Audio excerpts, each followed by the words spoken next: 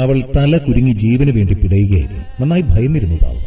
വഴിയിൽ പേടിച്ചരണ്ട് പിടയുന്ന അവളെ ഒരു മനുഷ്യൻ രക്ഷിച്ചു. നിസ്സാരമായൊരു സഹായം.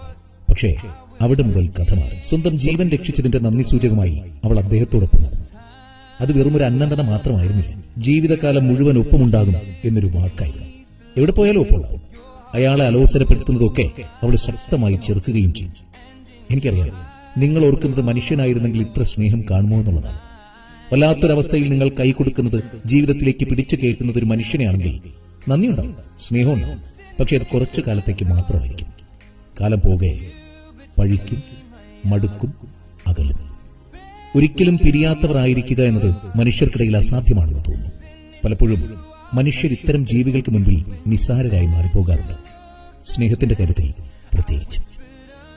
എല്ലാവരെയും എല്ലാറ്റിനെയും ഉള്ളറിഞ്ഞ് സ്നേഹിക്കാനാകട്ടെ. പരക്കട്ടെ പ്രകാശം.